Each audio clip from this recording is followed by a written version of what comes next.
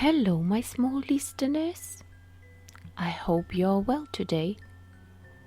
Today I'm gonna tell you the story about Little Snow White. Little Snow White.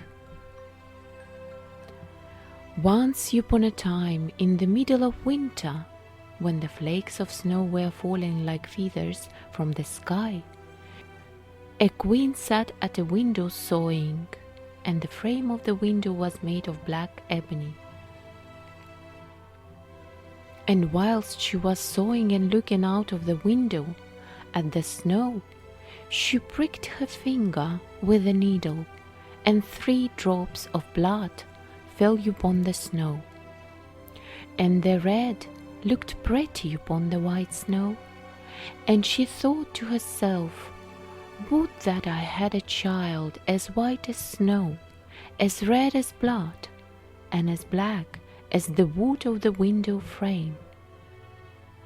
Soon after that she had a little daughter who was as white as snow and as red as blood, and her hair was as black as ebony, and she was therefore called Little Snow White.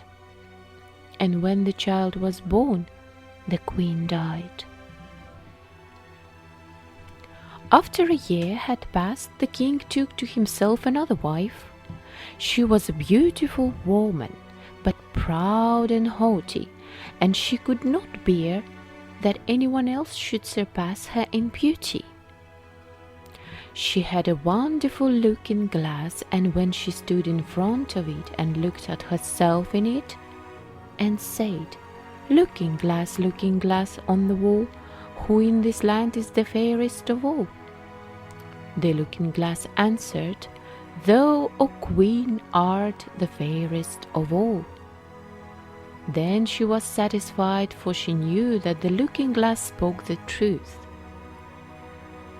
But Snow White was growing up and grew more and more beautiful, and when she was 7 years old, she was as beautiful as the day, and more beautiful than the queen herself.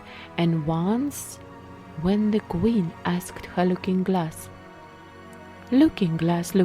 on the wall, who in this land is the fairest of all?" It answered, "Thou art fairer than all who are here, Lady Queen, but more beautiful still is Snow White, as I ween." Then the queen was shocked and turned yellow and green with envy. From that hour, whenever she looked at Snow White, her heart heaved in her breast. She hated the girl so much. And envy and pride grew higher and higher in her heart, like a weed, so that she had no peace day or night. She called the huntsman and said, "Take the child away into the forest. I will no longer have her in my sight.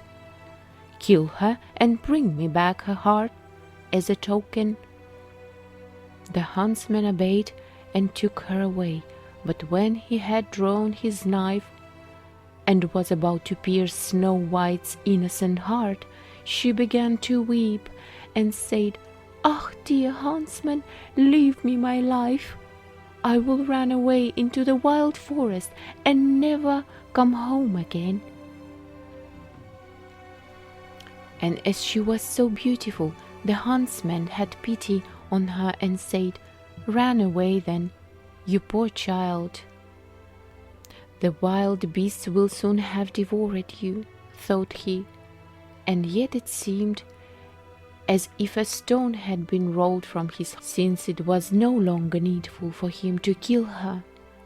And as a young boar just then came running by, he stabbed it and cut out its heart and took it to the queen as a proof that the child was dead. The cook had to solve this, and the wicked queen ate it, and thought she had eaten the heart of Snow White. But now the poor child was all alone in the great forest, and so terrified that she looked at every leaf of every tree and did not know what to do. Then she began to run, and ran over sharp stones and through thorns, and the wild beasts ran past her, but did her no harm. She ran as long as her feet would go until it was almost evening. Then she saw a little cottage and went into it to rest herself. Everything in the cottage was small, but neater and cleaner than can be told.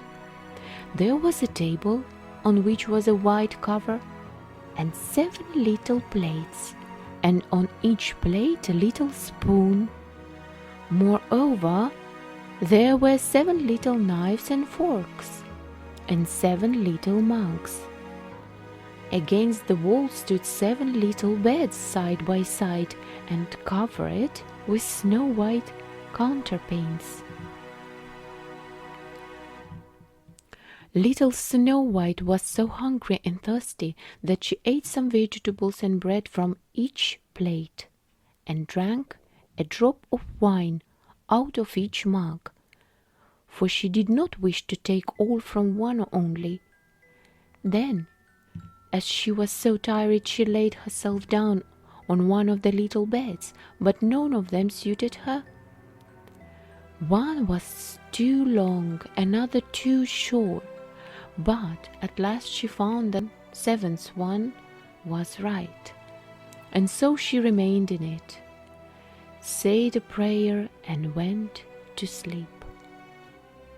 When it was quite dark, the owners of the cottage came back. They were 7 dwarfs who dug and delved in the mountains for ore. They lit their 7 candles, and as it was now light within the cottage, they saw that someone had been there, for everything was not in the same order in which they had left it.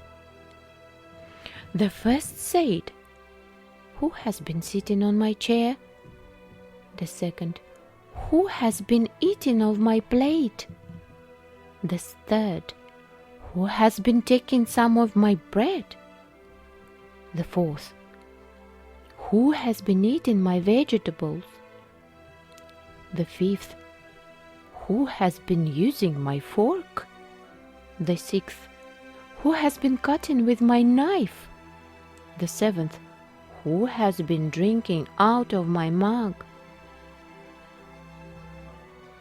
Then the first looked round and saw that there was a little hole on his bed, and he said, "Who has been getting into my bed?" The others came up and each called out, "Somebody has been lying in my bed too." But the 7th, when he looked at his bed, saw little Snow White, who was lying asleep therein. And he called the others, who came running up, and they cried out with astonishment, and brought their 7 little candles, and let the light fall on little Snow White. "Oh heavens," cried they, "what a lovely child!"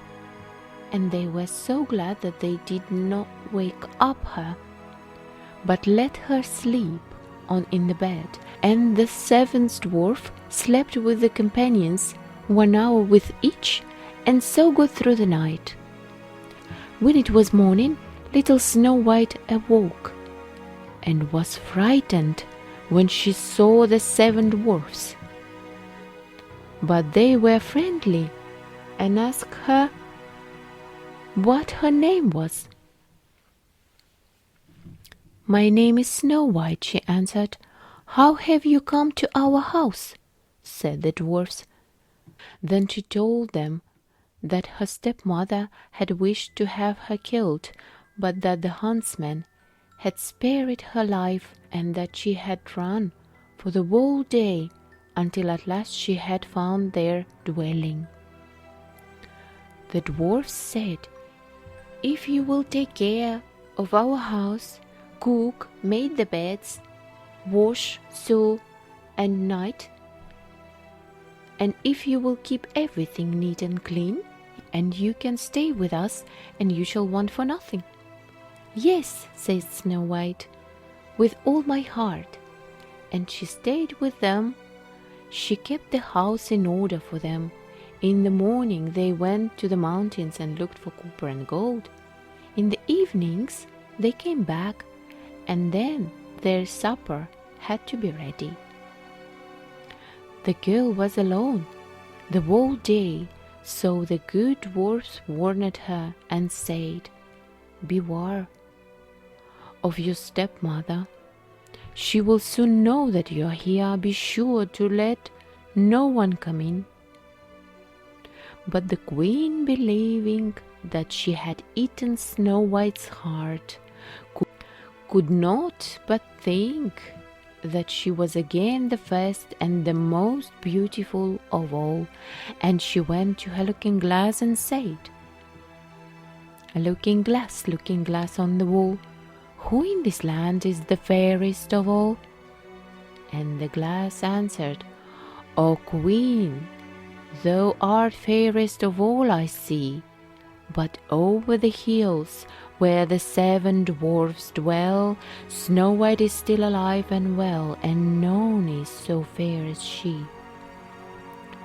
Then she was astounded, for she knew that the looking-glass never spoke falsely, and she knew that the huntsman had betrayed her, and that little Snow White was still alive.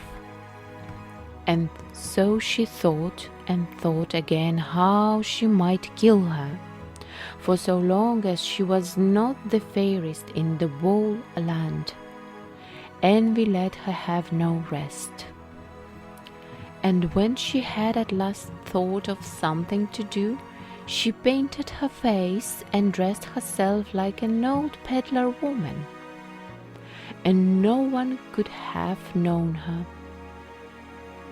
In this disguise she went over the 7 mountains to the 7 dwarfs, and knocked at the door and cried, "Pretty things to sell, very cheap, very cheap." Little Snow White looked out of the window and called out, "Good day, my good woman, what have you to sell?" "Good things, pretty things," she answered, "stay laces of all colors."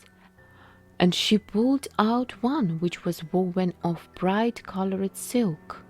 "I may let the worthy old woman in," thought Snow White, and she unbolted the door and bought the pretty laces. "Child," said the old woman, "what a fright you look! Come, I will lace you properly for once." Snow White had no suspicion, but stood before her and let herself be laced with the new laces. But the old woman laced so quickly and laced so tightly that Snow White lost her breath and fell down as if dead. "Now I am the most beautiful," said the queen to herself, and ran away. Not long afterwards, in the evening, the 7 dwarfs came home, but how shocked they were when they saw their dear little Snow White lying on the ground, and that she neither stirred nor moved, and seemed to be dead. They lifted her up, and as they saw that she was laced too tightly, they cut the laces. Then she began to breathe a little, and after a while came to life again. When the dwarfs heard what had happened, they said, "The old peddler woman was no one else than the wicked queen. Take care, and let no one come in when we are not with you." But the wicked woman, when she had reached home, went in front of the glass and asked, looking glass on the wall, "Who in this land is the fairest of all?" And it answered as before, "O Queen, thou art fairest of all I see, but over the hills Where the 7 dwarfs dwell, Snow White is still alive and well, and none is so fair as she.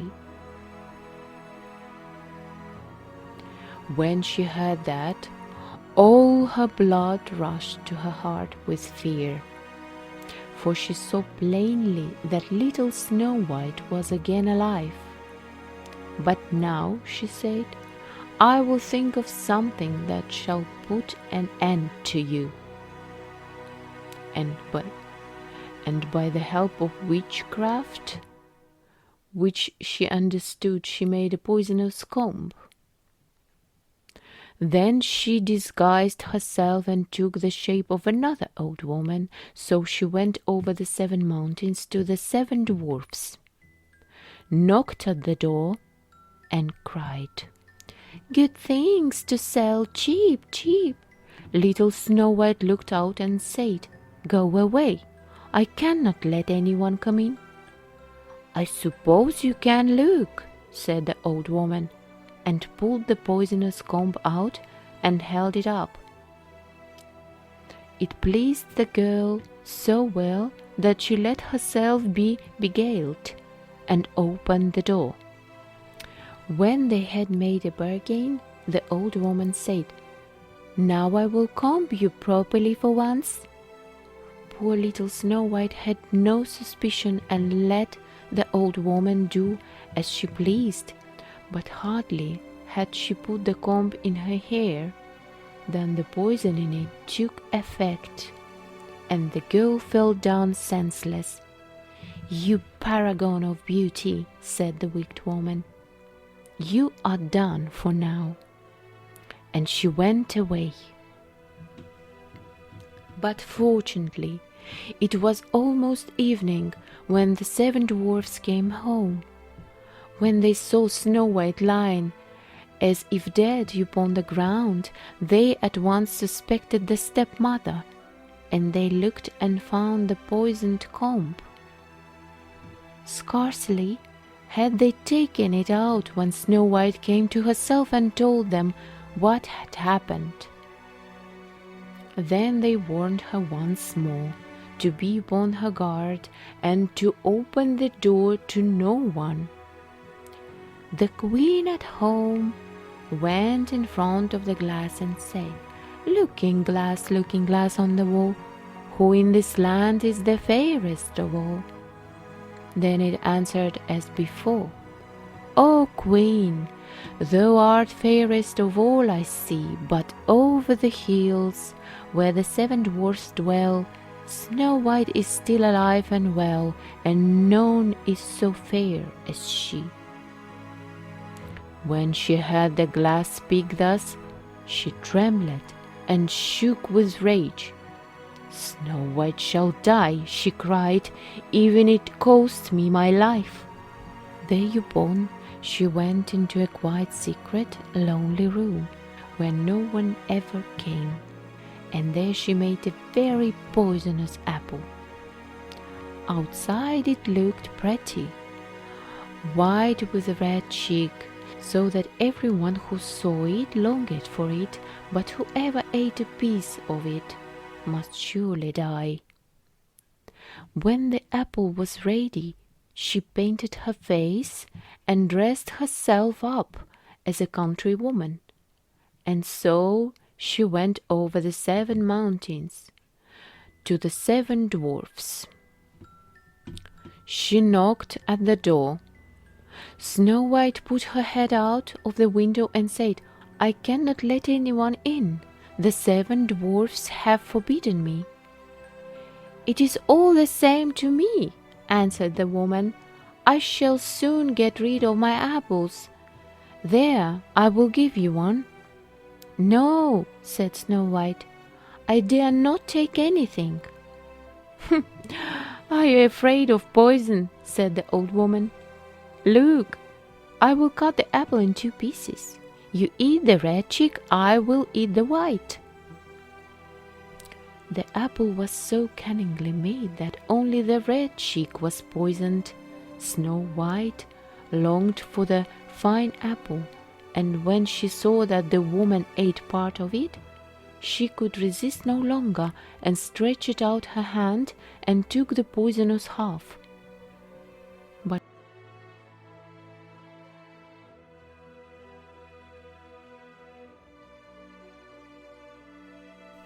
then the queen looked at her with a dreadful look, and laughed aloud, and said, "Ha, ha, ha! White as snow, red as blood, black as ebony wood. This time the dwarfs cannot wake you up again."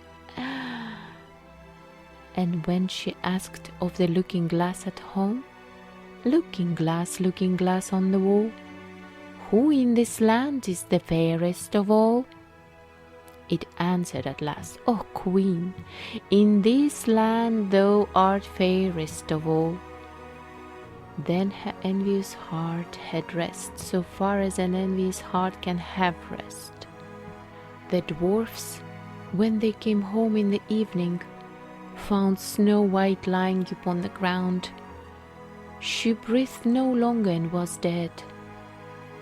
They lifted her up, looked to see whether they could find anything poisonous, unlaced her, combed her hair, washed her with water and wine, but it was all of no use.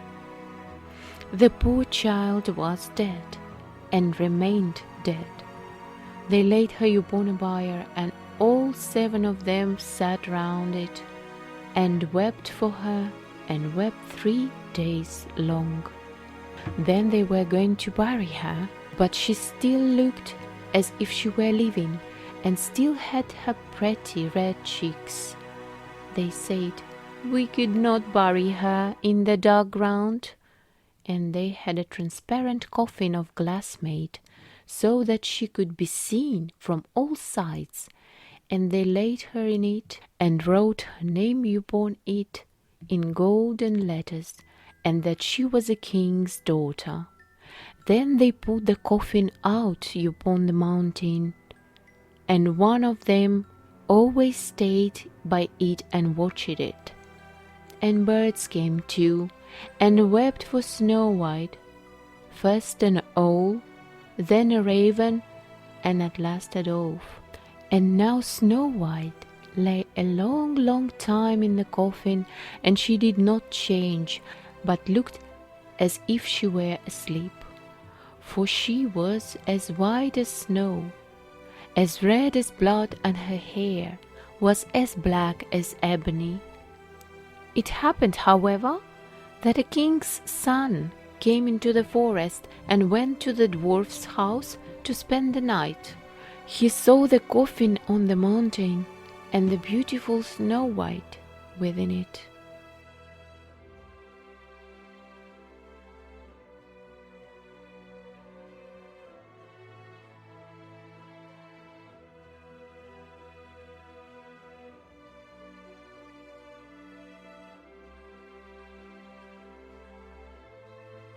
In the world. Then he said, "Let me have it as a gift, for I cannot live without seeing Snow White. I will honor and prize her as my dearest possession." As he spoke it this way, the good dwarfs took pity upon him and gave him the coffin. And now the king's son had it carried away by his servants on their shoulders, and it happened that they stumbled over a tree stump. And with the shock, the poisonous piece of apple, which Snow White had bitten off, came out of her throat. And before long she opened her eyes, lifted up the lid of the coffin, sat up, and was once more alive.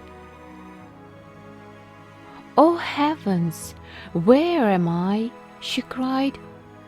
The king's son, full of joy, said, "You are with me," and told her what had happened, and said, "I love you more than everything in the world. Come with me to my father's palace. You shall be my wife." And Snow White was willing, and went with him, and their wedding was held with great show and splendor. But Snow White's wicked stepmother was also bidden to the feast. When she had arrayed herself in beautiful clothes, she went before the looking-glass and said, Looking glass on the wall, who in this land is the fairest of all? The glass answered, O Queen, of all here the fairest art thou, but the young Queen is fairer by far, as I trow. Then the wicked woman uttered a curse, and was so wretched, so utterly wretched, that she knew not what to do. At last she would not go to the wedding at all, but she had no peace and must go to see the young Queen. And when she went in, she knew Snow White, and she stood still with rage and fear, and could not stir. But iron slippers had already been put upon the fire, and they were brought in with tongs and set before her. Then she was forced to put on the red-hot shoes and dance until she dropped down dead. Thank you for your time, my small listeners. See you soon. Bye.